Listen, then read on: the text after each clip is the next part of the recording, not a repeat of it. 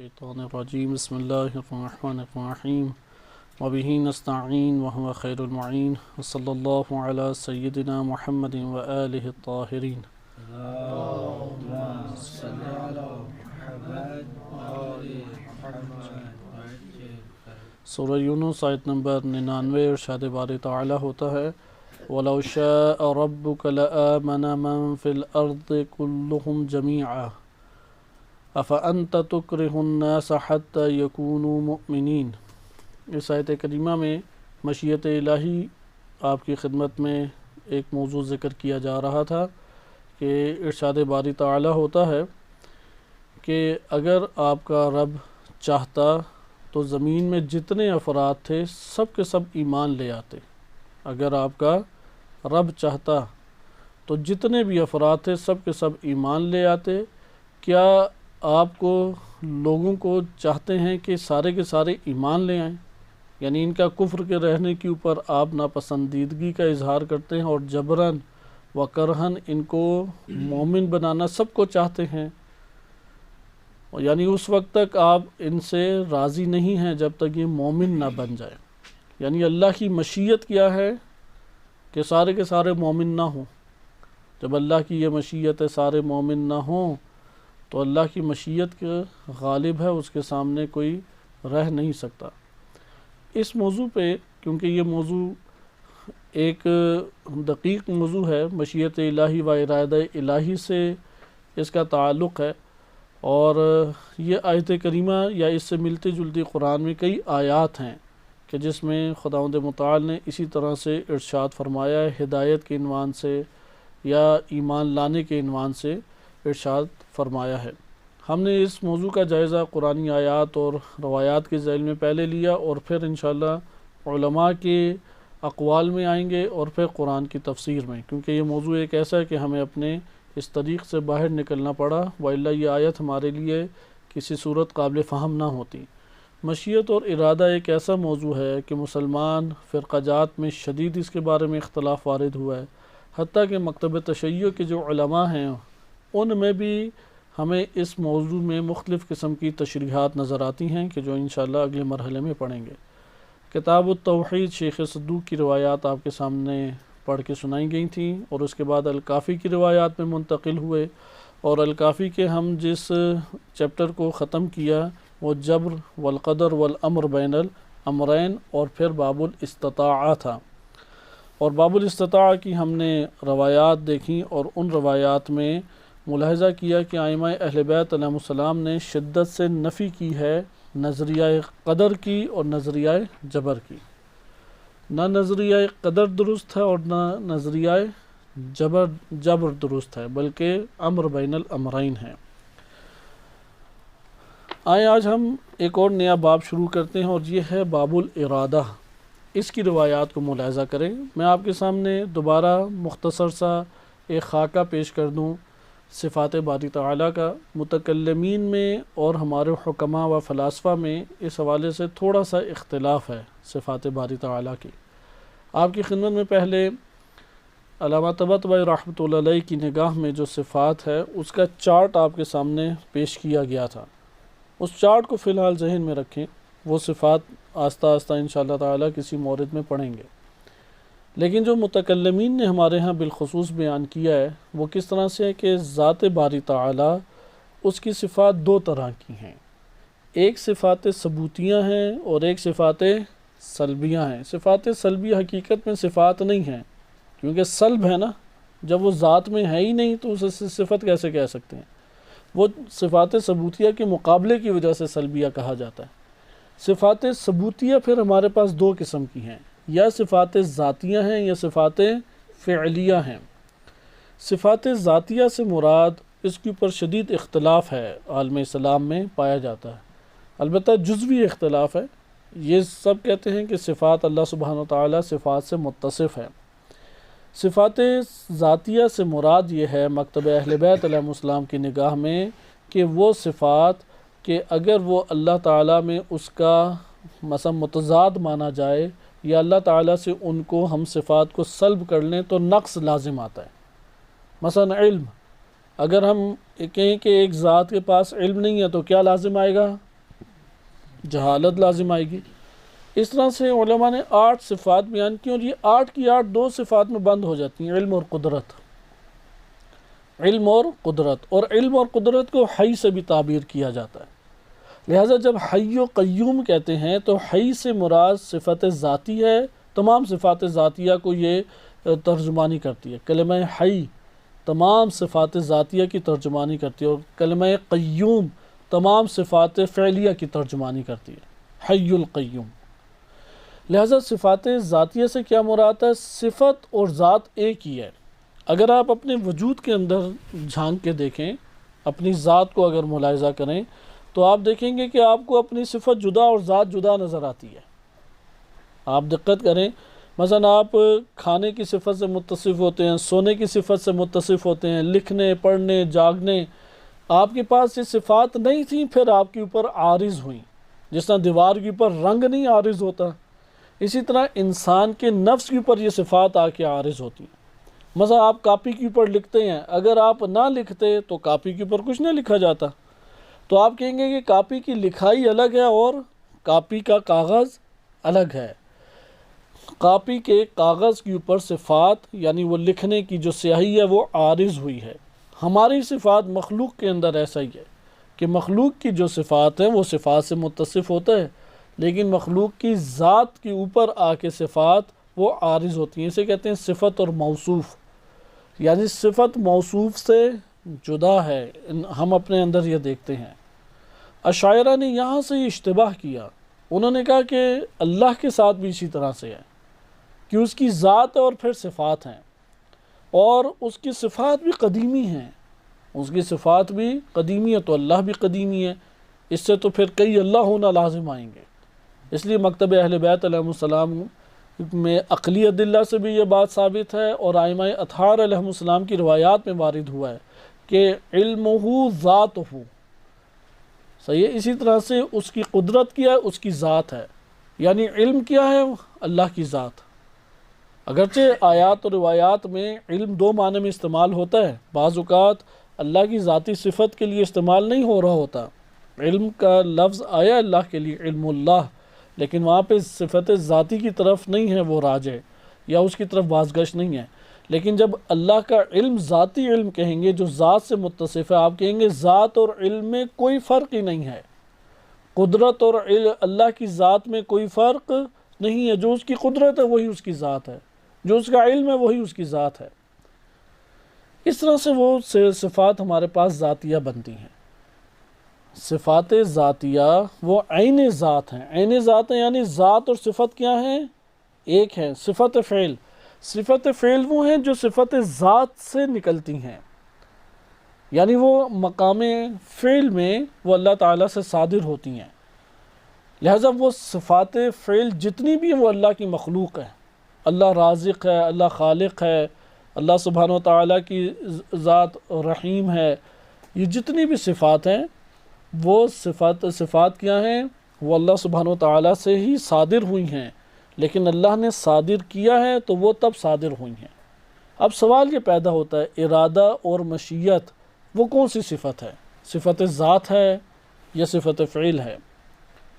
اس لیے مشیت کا ہمارے ہاں تو معنی واضح ہے، چاہنا، ہم اردو میں کہتے ہیں نا چاہنا، یعنی میں نیت کرتا ہوں، میں ارادہ کرتا ہوں۔ ہم انشاءاللہ جب علماء کے اقوال میں آئیں گے تو میں آپ کے سامنے دقت سے علماء ہی کے کلام کے ذیل میں تفصیل سے یہ مرحلے ذکر کروں گا، جس کی طرف پہلے اشارہ کیا جا چکا ہے۔ مثلا انسان پہلے علم حاصل کرتا ہے، علم انسان کے اندر رغبت یا نفرت ایجاد کرتا ہے۔ اگر وہ شے نفع بخش ہے، معلومات ایسی ملی ہیں کہ نفع بخش ہے، مثلا آپ کو کہا جائے کہ اگر آپ فلاں کام کیا تو 3 دن چھٹی، تو آپ کہیں گے کہ وہ کام کیا وہ بتائیں تو صحیح، تاکہ ہمیں فرصت ملے، شوق پیدا ہوگا جاننے کا یا نہیں۔ پھر اگر کہہ دیا جائے کام کوئی مشکل نہیں ہے، آپ نے ایک دفعہ بس کھانا بنا کے کھلانا ہے، تو آپ کے اندر اب ارادہ اسی طرح قوی پائے ہوتا چلا جائے گا، یعنی جب اس کے آثار دکھائی دیں گے۔ بس علم ہے، علم میں اگر نفع نظر آئے تو اگلا مرحلہ طے انسانی نفس کے اندر ہوتا ہے، بہت تیزی سے ہوتا ہے، یہ دقت کریں گے تو اپنے نفس کی پہچان ہوتی ہے۔ میں عام مثال آپ کے سامنے اس لیے بیان کر رہا ہوں تاکہ سمجھ سکیں، ہمارے سارے کے سارے امور ایسے ہی ہیں، اگر وہ اس ترتیب سے انجام نہ پائیں اس پہ کوئی سزا جزا نہیں ہے۔ یہ یاد رکھیں کہ انسان کو اس دنیا کے اندر سزا جزا جو ملتی ہے وہ اسی ترتیب سے ہے۔ علم ہے، علم کے بعد اگر نفع انسان دیکھتا ہے تو خود ہی رغبت پیدا ہوتی ہے، شوق پیدا ہوتا ہے۔ یہ جو رغبت اور شوق کا پیدا ہونا ہے اس کو چاہنا کہتے ہیں ہم، اسے مشیت سے تعبیر آپ کر سکتے ہیں اپنی ذات کے لیے۔ اس کے بعد اگلا مرحلہ طے ہوتا ہے ارادہ۔ ارادہ جو ہے وہ جب بن جائے تو پھر جسم سے صادر ہوتا ہے، اگر کوئی معنی نہ ہو تو فوراً جسم سے صادر ہو جاتا ہے۔ یہ بڑے ہمارے پاس عناصر ہیں، اس کے اندر بعض چیزیں اضافہ کی ہیں، شوق ہے، عزم ہے، وہ انشاءاللہ اپنی جگہ پہ جائزہ لیں گے۔ فلاسفہ نے پھر آ کے ذکر کیے 5 ہیں یہ مرحلے یا 3 مرحلے ہیں، لیکن یہ 3 مرحلے تو اہمیت کے حامل ہیں۔ اولاً علم، نمبر 2 چاہنا یعنی رغبت اگر نفع بخش ہے، اگر نقصان دہ چیز ہے تو نفرت پیدا ہوگی، اگر نقصان دہ چیز ہے تو کیا پیدا ہوگی؟ اس سے نفرت۔ یہ نفرت اور یہ شوق اور رغبت یہ ارادہ کو جنم دیتا ہے اور ارادے سے عمل صادر ہوتا ہے۔ یہ ہمارے پاس 3 مرحلے اندرونی ہیں، چوتھا مرحلہ بیرونی ہے۔ کوئی بھی عمل جو نیت و ارادے سے جنم لے لے وہ سزا اور جزا کا مالک ہے انسان اس میں، یعنی انسان کے اوپر اثر کر بالفاظ دیگر۔ اس سے آپ کو ایک بہت اہم بات سمجھ آئے گی جس کو عرفا نے بیان کیا ہے، عرفانی نقطہ ہے۔ کوئی انسان سے عمل خیر یا عمل بد وہ جسم سے صادر نہیں ہوتا مگر یہ کہ اپنے باطن میں اسے وجود دے چکا ہے۔ اس لیے توبہ کے بھی مرحلے ہیں۔ ہم جسم سے صادر ہونے والے گناہوں سے تو توبہ کرتے ہیں، آیا ہم نے کبھی اپنے نفس نے جو اندر ہی اندر گناہ جنم دیا ہے اس سے توبہ کی ہے؟ 7 مرحلے امام خوانی رحمۃ اللہ علیہ کے استاد نے بیان کیے، شاہ آبادی جو ہیں، 7 مرحلے توبہ کے بیان کیے ہیں۔ مثلا آخری جو مراحل توبہ ہیں انبیاء و ائمہ علیہ السلام کے ساتھ مختص ہیں، اس میں یہ ہے کہ اے پروردگار میں جو اس کام میں مشغول ہوا ہوں اس میں میری تھوڑی توجہ تھی، اللہ کی طرف بھی کامل توجہ ہے، لیکن اس کے ساتھ ساتھ اس شے کی طرف بھی توجہ گئی ہے جس کی وجہ سے میں حق بندگی ادا نہیں کر سکتا، تو میں اس کے اوپر توبہ کرتا ہوں۔ یا حق بندگی ادا نہ کرنے کا ایک جو غم ہے اس غم کی وجہ سے تواضع کی بنیاد پہ توبہ کرتا ہوں۔ لیکن عوامی مرحلے کون سے ہیں؟ یہ 2 مرحلے تو پہلے ہیں کہ وہ جو نیت میں اس نے گناہ کیا ہے، کیونکہ اسی سے انسان کی روح بنتی ہے۔ آپ نے بہت سارے جرائم دیکھے ہوں گے کہ جنم لے لیتے ہیں، آپ کہتے ہیں یار پہلے تو اس نے کبھی گناہ نہیں کیا تھا، تو اس نے پہلے کہاں گناہ کیا؟ کیونکہ اتفاق کبھی نہیں ہوتا ارادے سے، ارادتاً اتفاق نہیں ہوتا، مگر یہ کہ اگر کوئی مجبور کسی عمل کے لیے ہو وہ الگ چیز ہے۔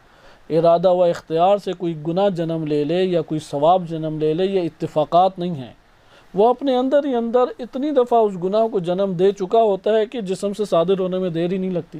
بہرحال یہ پھر اخلاق میں یہ والی باتیں چلی جاتی ہیں، نفس انسانی کے فلسفی مباحث میں یہ چیزیں چلی جاتی ہیں۔ آپ خود ادھر غور کریں مراحل پہ، علم ہے، مشیت ہے، ارادہ ہے اور عمل ہے۔ ہمارے مخلوق کے اندر تو ایسا ہی ہے، درست ہے؟ علم، مشیت یعنی چاہنا، جب انسان چاہتا ہے تو پھر ارادہ کرتا ہے، ارادہ کرتا ہے تو فعل صادر ہو جاتا ہے۔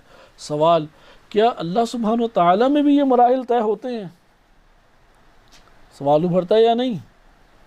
اللہ تعالیٰ کی ذات میں بھی یہ مراحل طے ہوتے ہیں یا نہیں؟ لیکن انسان کی خلقت کا اصل ہدف اللہ تعالیٰ کی ذات ہی ہے۔ انبیاء آئے، ائمہ علیہ السلام آئے، وہ سارے واسطہ ہیں اللہ تک پہنچانے کا۔ جو اللہ تک نہیں پہنچتا تو وہ گمراہ ہے۔ اس لیے آپ نے دیکھا ہوگا ائمہ علیہ السلام تک غالی پہنچتے ہیں، لیکن ائمہ علیہ السلام نے شدید ترین ان سے برتاؤ کیا۔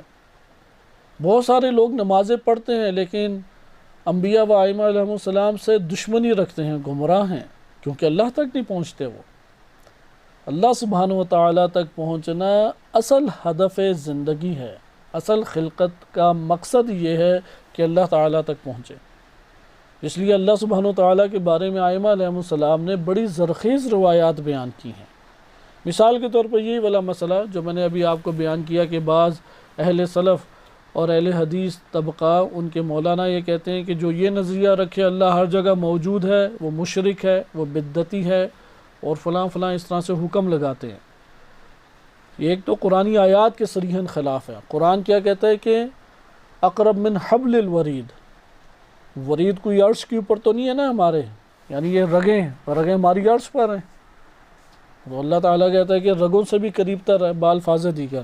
اس آیت کو اگر کھول کے دیکھیں، یا قرآن کی ایک اور آیت ہے کہ یحول بین المرء وقلبہ، اللہ حائل ہے بندے اور اس کے قلب کے درمیان، قرآن کریم کی آیت ہے۔ وَهُوَ مَعَكُمْ أَيْنَمَا كُنْتُمْ وَهُوَ مَعَكُمْ، جہاں پر بھی ہو اللہ تمہارے ساتھ ہے۔ آپ نے کبھی احساس کیا ساتھ ہونے کا؟ یعنی اللہ تعالیٰ ہے، وہ رگوں سے قریب ہے ہمارے، وہ بندے اور اس کے قلب کے درمیان حائل ہے، جہاں تم رخ کرو تمہیں اللہ وجہ اللہ نظر آئے گا۔ یہ آیات آ کے بتاتی ہیں کہ اللہ تعالیٰ ہر جگہ ہے، لیکن اس کی کیا تشریح بنتی ہے؟ بالفاظ دیگر ایک اور سوال اس ضمن میں ابھارا جائے، ہم لوگ اپنی میں سے زیادہ قریب ہیں یا اللہ ہم سے زیادہ قریب ہے؟ کیا ہم اندر احساس کرتے ہیں؟ اللہ تعالیٰ یعنی پہلے میں ہوں یا پہلے اللہ ہے ہمارے وجود کے ساتھ؟ کیسے محسوس کیا کبھی ہم نے؟ اگر محسوس نہیں کیا تو کیسے کہہ رہے ہیں کہ اللہ ہے؟ پھر کیسے ہے وہ اللہ؟ یعنی خود یہ ساری چیزیں غور کرنے والی ہیں۔ یعنی آپ محسوس کرتے ہیں کہ آپ کبھی تنہا جا رہے ہوں تو وہاں پہ تنہا ہیں ہم، مثلا موبائل استعمال کر رہے ہیں۔ جی ہاں، سوال۔ جس طرح زندگی میں کئی مقامات بندے کے ایسے آتے ہیں کہ بندہ اپنے آپ کو ایک اسپیس میں محسوس کرتا ہے، خلا میں محسوس کرتا ہے، شاید باقی دیگر دوستوں کی زندگی میں نہیں ہے، لیکن میری زندگی میں بے شمار ایسے واقعات ہوئے جن میں میں نے اپنے آپ کو ایک خلا میں محسوس کیا ہے، جہاں پہ جو ایکسٹرنل فورسز ہیں، جو دیگر طاقتیں ہیں، وہ کون سی ہیں، ماں باپ، بہن بھائی، رشتے دار، ان میں سے کوئی چیز میرے اوپر اثر نہیں کر رہی۔ نہ وہاں پہ میرا بھائی کام آ سکتا ہے، نہ باپ، نہ موبائل، نہ پیسہ، کوئی چیز نہیں کام آ سکتی۔ لیکن اگر اس جگہ کے اوپر بھی میرے اوپر کوئی فورس لگ رہی ہے، کوئی طاقت لگ رہی ہے جس نے مجھے سنبھالا ہوا ہے، جس نے مجھے ایک یقین کی، ایک امید کی، ایک روشنی دی ہوئی ہے، تو وہ اللہ تعالیٰ کی ذات ہے۔ بہت خوب۔ یہ تو بعض موارد ہو گئے جس میں ہم نے احساس کیا، ہم تو ان موارد کی بات کر رہے ہیں کہ ایک لہجے کے لیے بھی ہم سے جدا نہیں ہے۔ اینما کنتم وہو معکم، معیت الہی آیا جسمانی چیزوں کے ساتھ ہے؟ یعنی جب ہم یہ کہتے ہیں کہ اللہ ہم سے زیادہ، ہمارے وجود سے زیادہ قریب تر ہے، کیا مطلب اس کا؟ کیسے وجود سے زیادہ قریب تر ہے؟ یا ایک اور آسان سی چیز، موبائل کی اس لیے میں مثال دے رہا ہوں، یہ سب سے آسان ہے آج کے دور میں۔ آدھی رات کو بھی جب انسان اٹھتا ہے تو لا الہ الا اللہ کی بجائے ہاتھ پاؤں مارتا ہے کا موبائل، اور پھر پہلے میسج دیکھتا ہے، پھر سو جاتا ہے انسان۔ تو زیارت اس کی واجب انسان سمجھتا ہے، آسان ہوگی مثالیں۔ آپ موبائل دیکھ رہے ہیں، اب آپ نے کوئی چیز دیکھنی ہے جسے آپ پرائیویٹ طور پہ دیکھنا چاہتے ہیں، بہت ساری ہو سکتی ہیں، مثبت ہیں، منفی بھی ہو سکتی ہیں۔ اب آپ کے آس پاس بندے ہوں تو آپ کہاں جانا چاہیں گے؟ تنہائی میں۔ آپ تنہائی کسے کہتے ہیں؟ کوئی ہے تنہائی کی جگہ؟ فرشتے ہمارے ساتھ ہیں یا نہیں؟ جنوں پہ زیادہ اعتقاد ہے ہمیں یا فرشتوں پہ؟ لیکن عملاً جنوں سے زیادہ ڈرتے ہیں ہم۔ اصل فرشتوں کے اوپر اعتقاد رکھیں تو کیوں تنہا نہیں ہوں میں، فرشتے ہیں ہمارے ساتھ۔ پھر آپ اس جگہ پہ دیکھیں، اللہ کی ذات ساتھ ہے، اگر اس کا احساس باقی ہو، ایک بشر موجود ہو، بے شک چھوٹا بچہ کیوں نہ ہو، آپ بعض امور کو انجام دینے کے لیے اسے تنہائی نہیں شمار کرتے، تو کس طرح سے اللہ تعالیٰ کا احساس کرتے ہیں کہ وہ ہے؟ اس کے ہونے کا احساس کبھی نہیں اصل میں ہم نے کیا۔ اگر اللہ تعالیٰ کے ہونے کا کوئی احساس کر لے تو روایات میں بڑے عمیق معنی بیان کیے گئے۔ امام صادق علیہ السلام سے ایک روایت ہے، اس کا مفہوم سمجھا دیتا ہوں، صرف بیان کرتا ہوں آپ کی خدمت میں، وَإِلَّا اس کے الفاظ کو یاد کرنا چاہیے، بہت خوبصورت روایت ہے۔ اس میں اس کا لب لباب یہ ہے کہ امام علیہ السلام فرماتے ہیں کہ تمہیں یا تو یہ یقین ہے کہ اللہ تمہیں دیکھ رہا ہے یا اللہ تمہارے ساتھ ہے، یا تمہیں یقین نہیں ہے۔ ان دو کے علاوہ کوئی تیسری صورت ہے؟ اگر اللہ تعالیٰ تمہیں یہ ہے کہ اللہ تعالیٰ پتہ نہیں دیکھ رہا ہے یا نہیں، شک ہے یا یقین ہے کہ نہیں دیکھ رہا، یہ تو کفر ہے، یہ تو کفر ہو گیا۔ اور اگر تمہیں یقین ہے کہ اللہ دیکھ رہا ہے اور اس کے ہوتے ہوئے تم گناہ انجام دیتے ہو، تو تم نے مخلوق میں پست ترین انسان سے بھی کم اور نیچ درجہ اللہ تعالیٰ کو قرار دیا ہے۔ تم تو ایک عام بندے کے سامنے ایک کام نہیں کر سکتے جو مجرم ہو، ایک چھوٹے بچے کے سامنے بہت سارے گناہ انجام نہیں دے سکتے، تم نے اللہ کو دیکھتے ہوئے بھی اس کی عزت اور اس کی کرامت کا پاس نہیں رکھا اور گناہ کو انجام دے دیا۔ لہذا دیکھیں کس طریقے سے اللہ سے ربط ائمہ اہل بیت علیہ السلام بیان فرماتے ہیں۔ اس لیے جو اہل بیت تک واقعاً پہنچا، نہ کہ اپنے خیالات تک پہنچا، اہل بیت تک نہیں پہنچتا، جذباتی خیالات تک پہنچتا ہے، پھر آنسو بہا لیتا ہے اور سمجھتا ہے میں تو اہل بیت تک پہنچ گیا۔ جو اہل بیت تک پہنچا حتماً وہ اللہ تک پہنچے گا۔ آپ نہج البلاغہ پڑھ کے دیکھیں کہ امام علی علیہ السلام کے کلام میں اللہ کا تکرار کتنی دفعہ ہے اور ہماری زبان میں اللہ کا تکرار کتنی دفعہ ہے۔ صحیفہ سجادیہ اٹھا کے دیکھیں، امام سجاد علیہ السلام، امام صادق علیہ السلام کو اٹھا کے دیکھیں کہ کتنی دفعہ تکرار ہے ان کی لسان مبارک میں اللہ کا، اور ہماری زندگی میں دیکھیں۔ لہذا اس جملے سے آپ کو پتہ لگے کہ اللہ اگر ہر جگہ اور ہم فوراً کہہ رہے ہیں کہ ہے، پھر تو ہم نے اللہ کو کیا مقام دیا ہے؟ اللہ کو جو عام فرد کو بھی ہم مقام نہیں دیتے، اس سے بھی نیچے کا مقام نعوذ باللہ ہم نے پھر دیا۔ لہذا ایک تو یہ آیات ہیں ہمارے پاس اور روایات ہیں جس میں معیت کا احساس ہے، ایک اس سے دقیق تر آیات ہیں، اور وہ کیا ہیں کہ ہمارے وجود سے بھی قریب ہے اللہ، یعنی ہمارا وجود، وہ وجود اس سے قریب ہے، اللہ اقرب ہے۔ یہ بہت عجیب چیز ہے، بہت غور کریں گے کیسے قریب، یعنی میں اپنی ذات کے اندر، وجود کے اندر، گہرائی کے اندر جا کے بھی سوچوں تو میں اپنی ذات کا ایک احساس کرتا ہوں، میری ذات سے، میری میں سے بھی قریب تر اللہ کی ذات ہے ہمارے۔ ادھر ائمہ علیہ السلام کی روایات وہ مسئلہ حل کر دیتی ہیں جو ایک اہل حدیث مفتی کو سمجھ نہیں آتا، کہ وہ اقرب ہوتے ہوئے بھی اس طرح نہیں ہے کہ جس طرح دو جسم قریب ہو جائیں، وہ بعید بھی ہے تو اس طرح سے نہیں ہے کہ دو جسم بعید ہو جائیں، وہ قریب تر ہے اس طرح سے کہ شے میں داخل نہیں ہے، اور وہ خارج ہے اس طرح سے نہیں کہ وہ داخل نہ ہو، وہ داخل بھی ہے لیکن اس طرح سے نہیں کہ اسے خارج شمار کیا جائے، وہ خارج بھی ہے اس طرح نہیں کہ داخل ہونے کی صفت اس سے سلب کر لی جائے۔ اسی طریقے سے وہ اعلیٰ ہے، اس کا یہ مطلب نہیں ہے کہ ادنا جو ہے وہ اس سے، اس کی دائرے سے باہر ہو گیا، اس کا احاطہ نہیں ہے۔ قرآن واضح کہتا ہے احاطہ بالناس، کہ اللہ تعالیٰ نے لوگوں کا احاطہ کیا ہوا ہے۔ لہذا اسی طریقے سے دو جسموں کی طرح ممازج بھی نہیں ہے اللہ تعالیٰ۔ اللہ تعالیٰ مخلوق سے جدا بھی ہے، متصل بھی ہے، اس لیے متضاد صفات اللہ سبحانہ و تعالیٰ کی ذات کے ساتھ عملی طور پہ یہاں پہ متصف ہیں، یعنی اللہ تعالیٰ مخلوقات سے ایسا جدا نہیں ہے کہ متصل نہ کہا جا سکے، اور ایسا متصل نہیں ہے کہ شے کی نسبت اس کی طرف اتصال کی صورت میں دو جسم جیسے متصل ہوتے ہیں اس طرح قرار دیا جا سکے، یعنی وہ متصل ہوتے ہوئے بھی تب بھی جدا ہے، اور جدا ہوتے ہوئے بھی متصل ہے، وہ اعلیٰ ہوتے ہوئے بھی ادنا کے ہمراہ ہے، اور ادنا کے ہمراہ ہوتے ہوئے بھی بزرگ تر ہے، وہ مخلوق سے کاملاً جدا ہے۔ اس لیے ہمارے پاؤں کے نیچے کہیں، کسی اور جگہ پہ اوپر کہیں، وہ شے اللہ سے جڑ نہیں سکتی، وہ شے اللہ کے ساتھ متصف نہیں ہو سکتی، وہ شے اللہ کے ساتھ ٹچ نہیں ہو سکتی، مل نہیں سکتی، کیونکہ وہ مخلوق سے جدا ہے، اس حوالے سے اس کا جسم نہیں ہے کہ ہم کہہ سکیں کہ یہ چیز اس کے ہمراہ ہیں، وہ ہر شے کا خالق ہے۔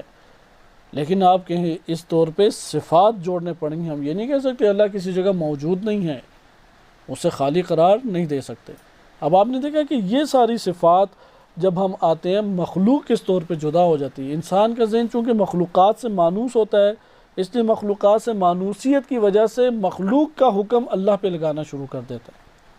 ائمہ اہل بیت علیہ السلام نے اسی جگہ انسان کی تربیت کی ہے۔ لہٰذا آپ نے ملاحظہ کیا مشیت اور ارادہ کے اب تفصیلی بیان ہم پڑھ چکے ہیں، اور بڑی تعجب آور روایات تھی جو آپ نے ملاحظہ کی، اس میں آپ یہ شقی اور سعید والا کہ جس میں ہم نے دیکھا کہ انسان پیدائش سے سعید ہے، اور جو سعید اللہ نے خلق کیا تھا وہ مرے گا تو سعید مرے گا، اور انسان شقی ہے تو پیدائش سے شقی ہے، اگر اس کی زندگی کے کئی سال سعادت کے ساتھ بھی گزر جائیں تب بھی شقی ہو کے مرے گا۔ اس سے جبر کا نظریہ لازم نہیں آتا، اس کو جوڑنا ضروری ہے انسان کے لیے، وَإِلَّا انسان کے لیے گمراہی محکم ہے، یعنی اس کو بقیہ کلام اہل بیت علیہم السلام سے جوڑ کے ساری چیزوں کا جائزہ لے غور و فکر کے ساتھ۔ ابھی ہم اسی طرح سے روایات پڑھیں گے۔ آپ نے صفات ذاتیہ دیکھی اور صفات فعلیہ دیکھی۔ ارادہ اور مشیت مکتبہ اہل بیت علیہم السلام میں جو روایات آئی ہیں اس کے مطابق صفات فعل میں سے ہے، صفات ذات نہیں ہے، اور اگر ہمارے حکماء نے صفات ذات بھی قرار دیا ہے وہ علم کی صورت میں ہے، تب علم اور ارادہ مترادف ہے، وَإِلَّا ہو ہی نہیں سکتی صفات ذات۔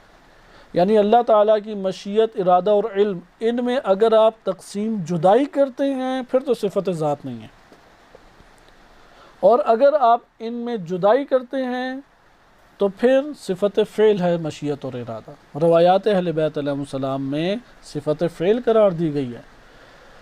مشیت اور ارادہ آپ نے ہمارے، میں دوبارہ یہ تکرار کروں تاکہ ہم روایت پڑھیں اور انشاءاللہ بقیہ احادیث ہم اگلے درس میں ملاحظہ کریں گے۔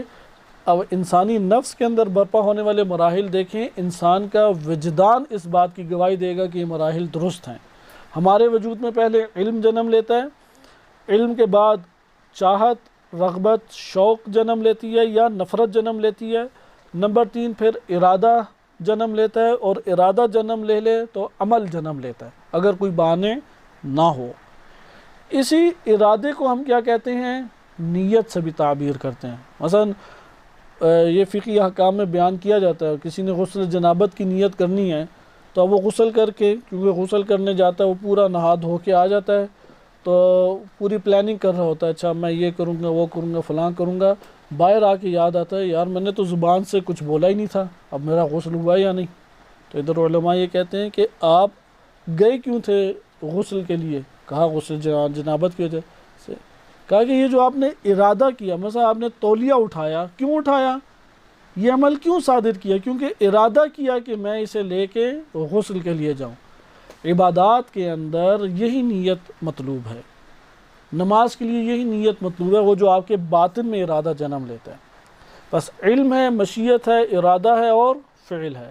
اللہ سبحانہ و تعالیٰ کی طرف آئیں، اگر ہم یہ کہہ دیں کہ اللہ تعالیٰ مشیت اور ارادے کا محتاج ہے تو اس سے اللہ کا محتاج ہونا لازم آئے گا۔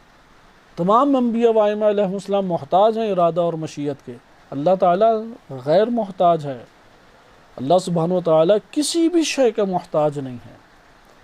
تمام انبیاء، اولیاء، ائمہ، اوصیاء علیہم السلام وہ اللہ کے محتاج ہیں، اللہ ان کا محتاج نہیں ہے۔ یہ مکتب اہل بیت کی تعلیمات ہیں۔ اس لیے جہاں پر بھی احتیاج لازم آئے اسے سلب کرنا ضروری ہے۔ یہ دو نقطے ذہن نشین رکھ لیں، جہاں پر بھی، یعنی یہ دو نقطے ہی نجات کے لیے ہمارے لیے ضروری ہیں۔ اور شیخ محمد بن یعقوب کلانی رحمۃ اللہ علیہ نے صفات ذات اور فعل کی بحث کے آغاز میں خود انہوں نے تبصرہ لکھا ہے، اس میں معیار بھی بیان کیا ہے۔ آپ دو نقطے رکھ لیں، جس شے سے بھی نقص لازم آتا ہے اسے اللہ کی طرف نسبت نہیں دے سکتے۔ جس شے سے بھی نقص لازم آتا ہے اس کی نسبت اللہ کی طرف نہیں دے سکتے۔ اگر آپ نے کوئی آیت پڑھی ہے کہ اس سے نقص لازم آ رہا ہے، آپ کہیں گے میں اس کا معنی نہیں سمجھتا، یہ متشابہ ہے میرے لیے۔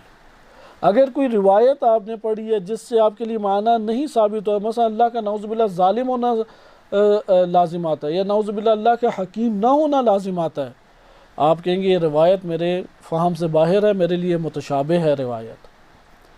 جس شے سے بھی اللہ میں نقص لازم آتا ہے اسے اللہ سے سلب کرنا ضروری ہے۔ جس شے سے بھی اللہ کی محتاجی لازم آتی ہے اس کو اللہ سے سلب کرنا ضروری ہے۔ یہ اگر بیان آپ کے لیے مکمل ہو گیا تو آپ کی خدمت میں ذکر کیا جائے، مشیت جو روایات نے جس تناظر میں مشیت اور ارادے کو بیان کیا وہ اللہ سبحانہ و تعالیٰ کی مخلوق ہے۔ ہم یہ حدیث صحیح سند پڑھ چکے ہیں اور ابھی دوبارہ پڑھیں گے اسی باب میں، باب الارادہ جو ابھی ہم شروع کر رہے ہیں، کہ المشیت محدثۃ، کہ مشیت کو اللہ سبحانہ و تعالیٰ نے حادث کیا ہے، خلق کیا ہے، یا محدثاتن بھی پڑھیں کہ مشیت کیا ہے، حادث ہونے والی شے ہے، پہلے نہیں تھی بعد میں آئی ہے۔ ارادہ الہی بھی اسی طریقے سے ہے، صفت فعل ہے۔ اب اس میں ہمارے پاس مختلف تعبیرات ہیں کہ ابھی انشاءاللہ روایت ہم پڑھیں گے، اور بعض روایات ہیں جو ہماری کتب میں، معتبر کتب میں تو نہیں آئیں لیکن ہماری کنارے کی احادیث میں آئی ہیں۔ مثلا روایات میں آیا ہے کہ اہل بیت علیہ السلام فرماتے ہیں نحن مشیت اللہ، ہم اللہ کی مشیت ہیں، لیکن اس مفہوم کو سمجھنے والا سند سے ثابت نہیں ہے، یہ روایت ضعیف السند ہے، یعنی ہے نہیں۔ لیکن ہم جب انشاءاللہ اقوال علماء میں جب داخل ہوں گے اور بحث کو دقت سے پڑھیں گے تو تشریحات سامنے آئیں گی مختلف۔ اسی طرح ارادے کے بارے میں ہے کہ ہم اللہ کا ارادہ ہیں، کیونکہ صفت فعل ہے، اللہ کا ذاتیات میں سے نہیں ہے۔ تو لیکن یہ ساری روایات اپنی جگہ پڑھیں گے ہم۔ جو روایات یعنی مراد یہ ہے کہ مشیت اور ارادے کو صفت ذات، روایات کے تناظر میں صفت ذات بیان نہیں کیا گیا۔ اگر ہمارے علماء میں سے کوئی عالم یا حکمہ یا فلاسفہ میں سے کوئی فلسفی وہ مشیت اور ارادہ کو اللہ کی ذاتی صفت قرار دیتا ہے تو ادھر سمجھ لیں کہ وہ اسے علم کی جہت سے لے رہا ہے، نہ کہ اس کو اس معنی میں لے رہا ہے کہ جس کو متکلمین مراد لیتے ہیں۔ لیکن ہم انشاءاللہ اسے اپنی جگہ پڑھیں گے۔ آئیں اب تیزی سے ہم روایات دیکھیں اور ان احادیث کے اوپر دقت ہم علماء کے اقوال کے ذیل میں کریں گے۔ ابھی آپ کے سامنے صفت کے حوالے سے ایک مختصر اور اجمالی جو خاکہ ہے وہ سامنے آ گیا کہ صفت ذات یعنی صفت اور ذات میں جدائی نہیں ہے۔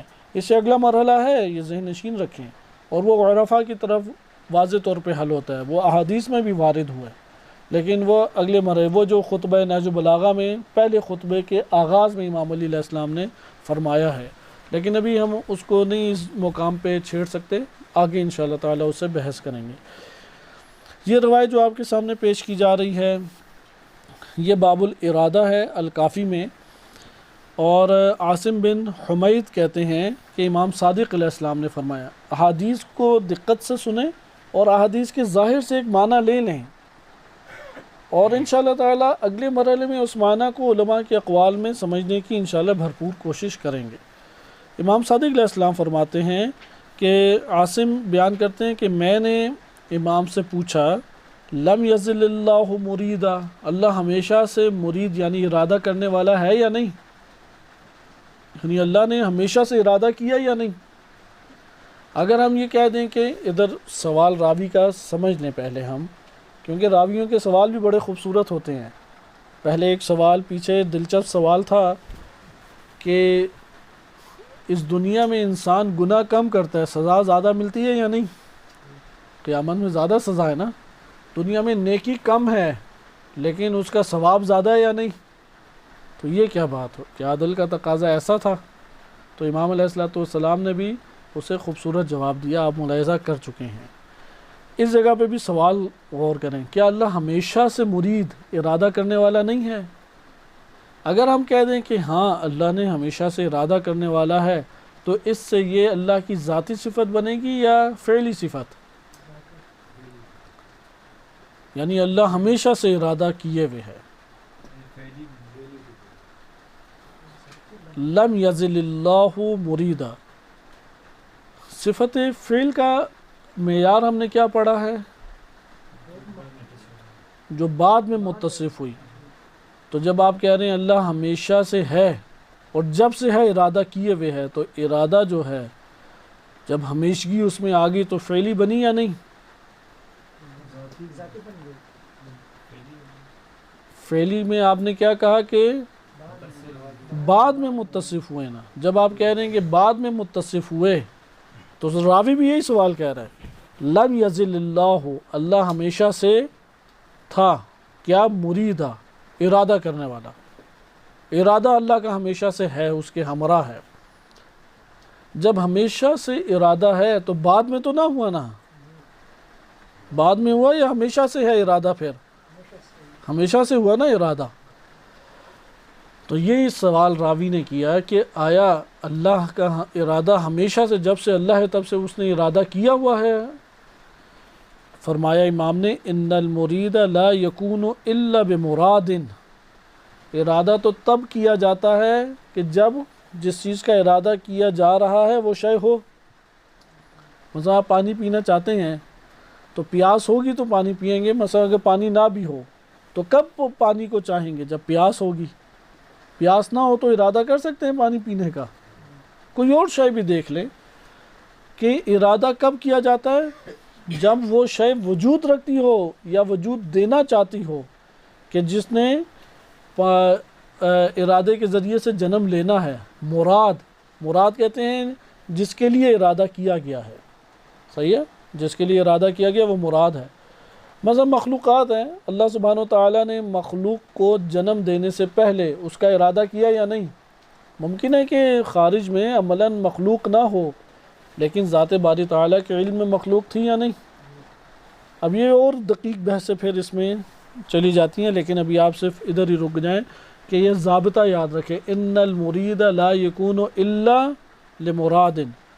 مراد جس کے انجام دینا ارادہ آپ نے جس کے لیے کیا ہے وہ نہ ہو تو ارادہ کیا جا سکتا ہے؟ ارادہ نہیں کیا جا سکتا. مثلا اگر زوجہ ہوگی تو گھر خریدیں گے نا باہر. ہے ہی نہیں تو نکلتے ہیں آپ گھر لینے کے لیے؟ کوئی بھی نہیں نکلتا، اس لیے کہ وہ ہو تو ارادہ کریں گے ہم. بس جب یہ ہو گیا کہ لا یکون الا لمراد معہو، اس کے ہمراہ وہ مراد ہو تو پھر ارادہ ہوتا ہے. یعنی جس کے لیے ارادہ کرنا چاہیں وہ ہمراہ ہو اس کے تو تب ارادہ ہوتا ہے. لم یزل اللہ عالما قادرا. امام فرماتے ہیں اللہ ہمیشہ سے عالم تھا، قادر تھا، ثم ارادہ، پھر اللہ نے ارادہ کیا. ہمیشہ سے ارادہ نہیں ہے.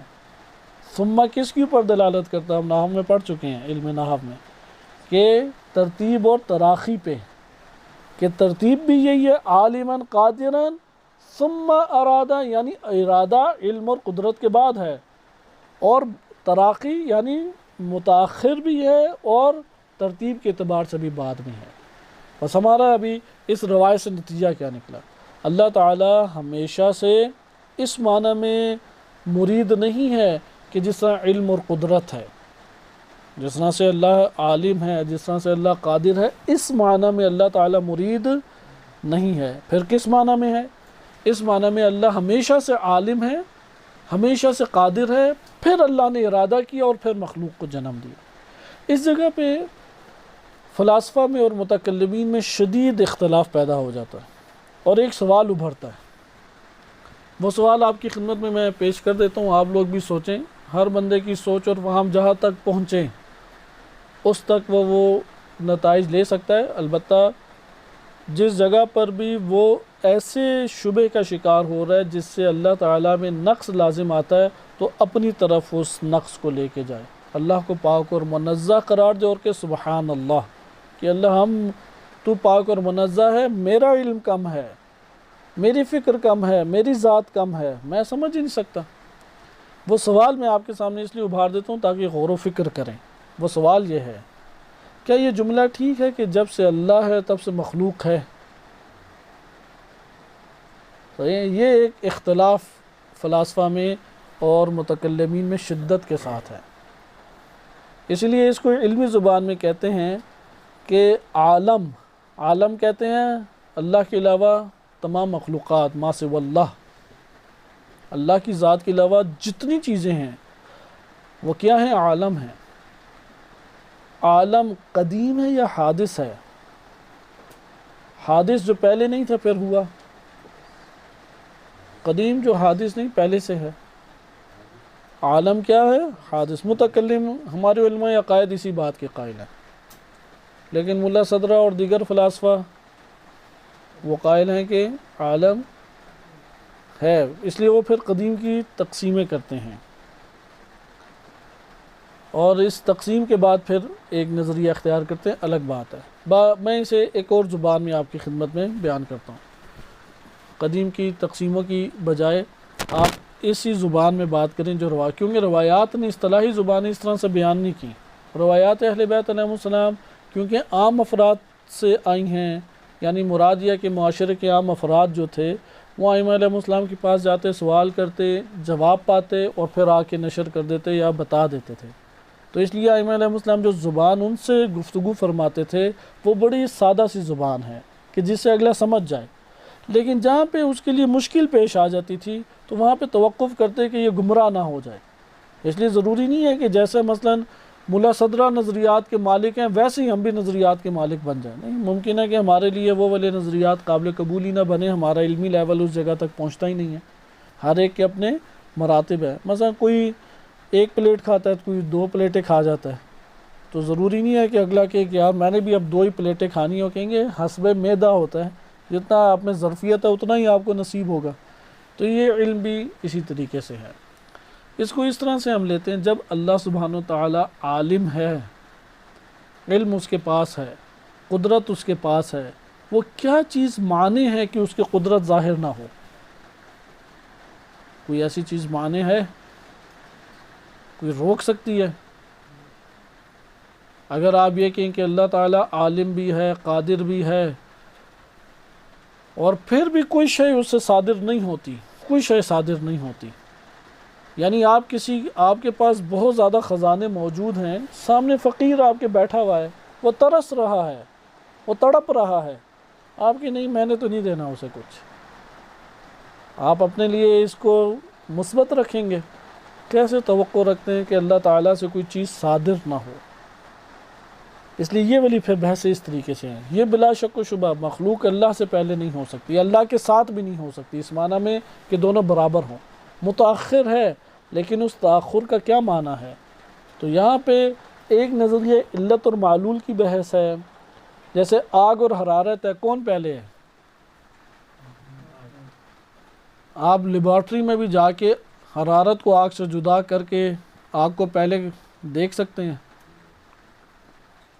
لیکن آگ پہلے ہے یا نہیں؟ یا آگ اور حرارت دونوں ایک ساتھ ہیں، یعنی پہلے مکمل طور پہ آگ ہے پھر حرارت ہے؟ کون سی بات ٹھیک ہے؟ دونوں ساتھ ہی ہیں، یعنی ابھی آگ وجود کے اعتبار سے پوری نہیں ہوئی کہ حرارت نکل آئی، یا آگ وجود کے اعتبار سے جیسے ہی پوری ہوئی تو حرارت سامنے آ گئی؟ کون سی بات ٹھیک ہے؟ یعنی ابھی آگ پوری نہیں ہوئی اور حرارت جنم لے گئی؟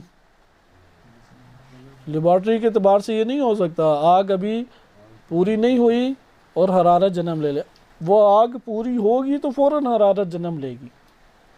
تو ادھر یہ مثال سمجھانے کے لیے بیان کرتے ہیں، کیونکہ اللہ تعالیٰ کے لیے مثالیں نہیں دی جا سکتی۔ اسی طریقے سے اگر ہم کہیں کہ اللہ تعالیٰ ہے اور مخلوقات ہیں، تو اس کا ذات باری تعالیٰ مقدم ہی ہے ہر شے سے۔ وہ جو فلاسفہ کہتے ہیں وہ اس طور پہ کہتے ہیں کہ جیسے ہی اللہ کی ذات ہے، کوئی شے معنی نہیں ہے کہ اس سے صادر نہ ہوں۔ مثلا اگر قادر ہے تو اس سے قدرت کے مظاہر جو ہیں وہ جنم لیں گے، اگر اللہ سبحانہ و تعالیٰ عالم ہے تو مظاہر علم اس سے جنم لیں گے۔ یہاں پہ آ کے اب علماء عقائد ایک بڑا اہم سوال کرتے ہیں، وہ سوال آپ کی خدمت میں بیان کر دوں تاکہ آپ واپس اپنے نظریے پہ آ جائیں۔ وہ یہ کہتے ہیں کہ اللہ تعالیٰ اگر قادر ہے، قادر تو وہ ہوتا ہے کہ جو چاہے تو عمل انجام دے، چاہے تو عمل انجام نہ دے۔ آگ میں تو حرارت میں مجبور ہے نکالنے میں، وہ تو قادر نہیں ہے آگ۔ ادھر آپ کیسے اس مسئلے کو حل کریں گے؟ آپ نے دیکھا کہ سوال پہ سوال ابھرتے ہیں، لیکن آپ کو اس سے یہ پتہ لگ گیا کہ اس طرح کے تصورات باطل تصورات ہیں۔ اللہ تھا پھر اندھیرا ہی اندھیرا تھا، پھر اللہ تعالیٰ نے 4 چراغ جلا لیے جو کہ 5 چراغ جلائے، پھر 5 تن تھے، پھر وہ ایک عرصہ رہے، پھر فرشتے پیدا کیے، تو انہوں نے اس چراغوں سے پھر تسبیح سیکھ لی، اور پھر تسبیح سیکھی تو پھر اب کچھ بنانا انہوں نے شروع کر دیا، اور پھر جو یہ چراغ بتاتے گئے وہ بناتے گئے۔ یہ سارے نظریات باطل ہیں۔ وہ اندھیرا مخلوق ہے یا نہیں؟ یعنی آپ اہل بیت سے بھی پہلے پھر اندھیرے کو کہتے ہیں کہ وہ تھا۔ لہذا یہ ہمارے ذہنی تخیلات ہیں، یہ عقلی کمزوریاں، ذہنی کمزوریاں ہیں۔ توانائی چاہیے عقل کو توانائی چاہیے، پھر آہستہ آہستہ رشد کرتی ہے۔ لیکن ادھر سے یہ مطلب حل ہوتا ہے، عالماً قادراً، مرید جیسے ہی ارادہ ہے تو امام پہلے کیا فرما رہے ہیں؟ لا یکون الا لمراد معہ، کہ وہ مرید ہو ہی نہیں سکتا جب تک مراد نہ ہو جو اس کے ساتھ ہے۔ تو جب اللہ نے جیسے ہی ارادہ کیا، ہو سکتا ہے کہ مراد نہ ہو، نہیں ہو سکتا، کیونکہ ضابطہ امام خود بیان کر رہے ہیں، یہ تو فلاسفہ سے لے کے نہیں آیا ہم. یعنی ان المرید لا یکون ان المرید لا یکون، کہ مرید ارادہ کرنے والا نہیں ہو سکتا الا لمراد معہ، کہ اس کے ساتھ مراد ہے جس کے لیے ارادہ کیا گیا وہ ساتھ ہے. تو اس کا یہ مطلب ہے عالما قادرا، پھر ثم ارادہ، پھر اللہ نے ارادہ کیا. جیسے ہی ارادہ کیا تو پھر مراد ہوگا یا نہیں ہوگا؟ کس کے لیے اللہ نے ارادہ کیا؟ کس چیز کا ارادہ کیا؟ وہ جس کا ارادہ اللہ نے کیا وہ شے وجود میں آئے گی یا نہیں آئے گی؟ بس ارادہ اس طور پہ ہمارے سامنے آیا کہ متأخر ہے. لیکن یہ جو ہم تأخر کہہ رہے ہیں وہ اس طرح سے نہیں کہہ رہے پہلے بٹن دبایا پھر لائٹ جلی پھر لائٹ ادھر پہنچی پھر چیز نظر آئی، اس طریقے سے نہیں. یہ کس تیزی سے انجام پاتی ہیں چیزیں، یہ مراحل آگے انشاءاللہ روایات میں ملاحظہ کریں گے. اگلی روایت دیکھیں اور اسی پہ اپنی گفتگو کا اختتام کرتے ہیں. یہ بکیر بن اعین سے ہے. وہ کہتے ہیں کہ قلت لابی عبداللہ، میں نے امام صادق علیہ السلام سے پوچھا. آپ دیکھ رہے ہیں ساری روایتیں امام صادق علیہ السلام سے اکثر بیشتر روایتیں ہیں. کیوں؟ کیونکہ اس دور میں بڑی گمراہی پھیلی ہوئی تھی. اشاعرہ کا ایک نظریہ تھا، قدریہ ایک آ کے شور مچاتے تھے، جبریوں کا الگ نظریہ تھا، حشوی ادھر ایک الگ آ جاتے، غالیوں کا اپنا ایک صورت اور نظریات تھے، خوارج کے اپنے نظریات تھے. ایک مسلمان کے لیے جینا محال ہوا تھا، مشکل ہوا تھا کہ کیا ان میں سے بات ٹھیک ہے، اور سارے شدت پسند تھے. اس لیے ائمہ اطہار علیہ السلام میں بالخصوص امام باقر و صادق علیہ السلام کے دور میں، چونکہ دنیا کثرت سے 70% دنیا کا علاقہ مسلمانوں کے ہاتھوں میں آ گیا، تو ساری اقوام ہی اندر داخل ہو گئی. زرتشتی ہیں ایک طرف سے، عیسائی ہیں، یہودی ہیں، ہندو آگے اپنے طور پہ بات بیان کرتے، اور وہ حکومتیں کیونکہ ترقی یافتہ حکومتیں تھیں، یعنی یہ جو عباسی اور اموی حکومتیں تھیں ان میں جو ترقی ہوئی ہے 1400 سالوں میں عالمی اسلام میں اتنی ترقی نہیں ہوئی. اپنے دور کے یورپ تھے یہ، تو انہوں نے جیسے یورپ میں مذہبی آزادی دی ہوئی ہے تو انہوں نے کل مذہبی آزادی دی ہوئی تھی سوائے چند بادشاہوں کے. بعض بادشاہوں نے سختی کی ہوئی تھی تو انہوں نے ایک سیکولر اسٹیٹ بنائی ہوئی تھی کہ ظاہراً نمازیں وغیرہ پڑھاتے تھے وہ جو خلیفہ کے لیے ضروری ہے. جیسے ہمارے پاکستان میں ہے کہ وزیر اعظم بن جائیں تو وہ کرتا شلوار ہی پہنے گا. اب ضروری نہیں ہے کہ اس نے کوئی پاکستانی ہونے کے ناطے اس کا لباس اختیار کیا ہے، اس کی مجبوری ہے کہ وزیر اعظم بن گیا وہ، اور اس کی ممکن ہے پوری زندگی پینٹ شرٹ میں گزرتی ہو. تو ادھر بھی اس دور میں ایسا ہی تھا. ضروری نہیں ہے کہ یہ بڑا نمازی اور پاکیزہ ہے، وہ اپنے اس منصب کی وجہ سے نمازیں پڑھایا کرتا تھا، لیکن انہوں نے مذہبی آزادی دی ہوئی تھی کہ تم ایک دوسرے کو نہ چھیڑو، اپنے اپنے جو مذاہب ہے تم نے ایجاد کرنے ہیں ایجاد کرو، جو باتیں کرنی ہے کرو. یہی وجہ ہے کہ مکہ اور مدینہ میں شیعہ سنی دونوں میں روایات ہیں کہ نبی صلی اللہ علیہ وسلم نے کافر کا داخلہ ممنوع قرار دے دیا. بالخصوص مکہ مذہبی شہر ہے، دینی شہر، اس لیے ادھر زندگی بسر کرنا یا اسے وطن بنانا مکروہ ہے. کربلا کو بھی وطن بنانا مکروہ ہے اور مکہ کو بھی وطن بنانا مکروہ ہے. اور کافر کا داخلہ مدینہ اور مکہ میں داخل ہونا ہی اس کا جائز نہیں ہے. ادھر یہ سوال ابھارتے ہیں کہ ابو لولو فیروز مجوسی تھا تو کہاں سے وہ مدینہ میں آ گیا، وہ تو ممنوع تھا. لیکن ادھر ایک اور سوال کہ امام صادق علیہ السلام سے ابو شاکر دیسانی اور اس طرح کے ملحدوں کے مناظرے ہیں یا نہیں؟ وہ مناظرے کہاں ہوئے؟ یا مکہ کی سرزمین پہ یا مدینہ کی سرزمین پہ. یعنی ان حکومتوں نے اتنی آزادی مذہبی طور پہ دی ہوئی تھی کہ اگر کوئی اللہ کا انکار کر دیتا ہے کوئی آ کے اسے کچھ نہیں کہے گا. اس لیے ملحدین ایک بڑا طبقہ زنادقہ کا اس دور میں زندگی بسر کرتا رہا، اور بڑے بڑے اہم پوسٹوں کے اوپر بھی وہ فائز رہے ہیں، زندیق، تو کوئی انہیں کچھ نہیں کہتا تھا. تو اس لیے یہ اس دور میں مسلمان ایک انتہائی اذیت میں مبتلا ہو گیا کہ کون سا نظریہ ٹھیک ہے. آئے اب ہم اس روایت میں دیکھیں کہ بکیر بن اعین بھی سوال کرتے ہیں. وہ کہتے ہیں کہ علم اللہ و مشیئتہ ہما مختلفان و متفقان. اللہ کا علم اور اس کی مشیت دو الگ الگ چیزیں ہیں یا دو ایک ہی چیزیں ہیں؟ ہمیں اپنے نفس میں کیا محسوس ہوتا ہے؟ یعنی سوال کرنے کی وجہ آپ جاننے کی کوشش کریں. ہمیں کیا دکھائی دیتا ہے اپنے نفس میں؟ ہمارا علم اور ہماری چاہت ایک ہی چیز ہے یا دو جدا چیزیں ہیں؟ پہلے علم ہوتا ہے اور پھر ہم چاہتے ہیں.